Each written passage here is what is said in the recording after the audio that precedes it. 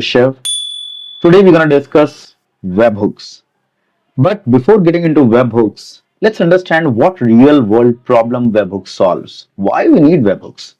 So let's discuss a use case which is a very common to most of the organization where the there is an organization that manage the customer support in Salesforce or any other CRMs. But the development is happening in Jira.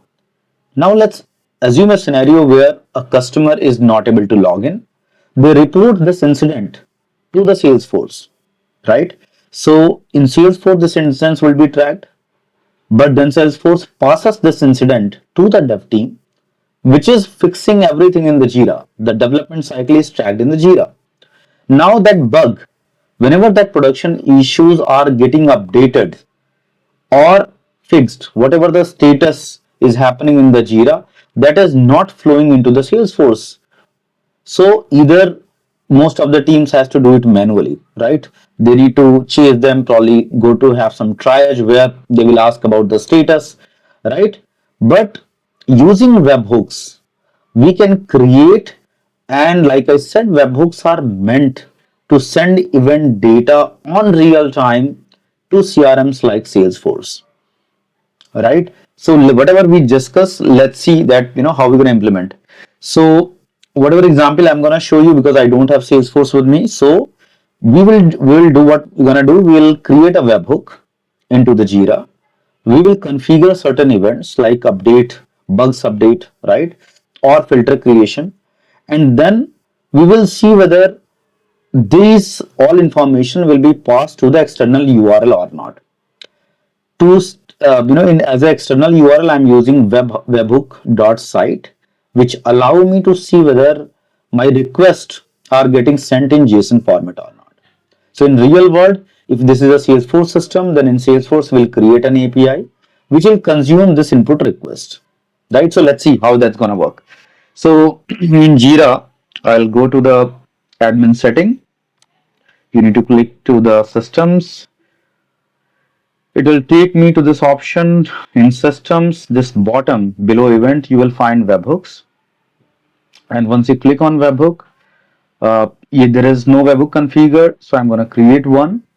So once it will give a name. Let's give a webhook listener for bug update. So this is what I'm going to give the name. Now I need to give the site where this webhook would be published, right? So like I said, I'm going to use webhook. So you just need to type webhook.site. It will open up this page. Go to the copy option. I'm copying this URL, and again I'm back in my Jira. Here in URL, I just need to configure this particular URL. Now this is nothing but at a receiver end. It will show whether my request is getting sent or not, right? So you need to configure this URL. Now you need to go to the events. So in events, as you can see, our use case was related to issue updated or issue, let's say deleted, right? And here I will say issue type is nothing but a bug.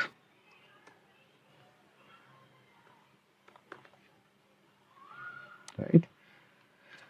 Why? So Jira query help me to configure, reduce the criteria. Otherwise, all stories, bugs, subtask, everything is applicable. But if I put this, it will narrow down my search and give me specific results. Now I will here and I will click on create. So my webhook is created successfully, and here I am. So here you can see that, let me just move this a little bit. So this is, you can see this is an inbox. Now it is waiting for the first request. It is showing, right? So let's try. My issue is, let's say this is one of the bug already created, RP37. What I'm going to do, I'm going to update this bug as closed. So this is an update. I need to select resolution. Yeah, it's done. And then issue verified. Right. So what I've done, when issue RP37, I have closed that issue. Let's see whether it is flowing here or not. So you can see now there is a new event update is reflecting in the inbox. Just click on it. In the raw content, you can see this is a JSON format. So here you have an option.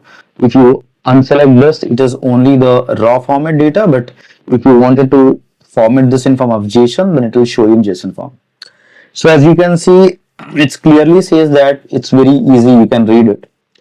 That Jira issue update is event is triggered, right? And you can see more details here that the key is RP37, right? The one which we have just closed. So which means, and it is a issue type is bug. So that is all. You can see that this is how this request is getting. You can just see whether it is getting received or not. Now, I just said, let's say if it is a third party system like Salesforce, so this request will get consumed by the Salesforce API and they can update this into the Salesforce system. So webhooks are very effective. Again, the summary is it is webhooks are used to send real-time event data to external URLs or external system. Hope that helps. Thank you.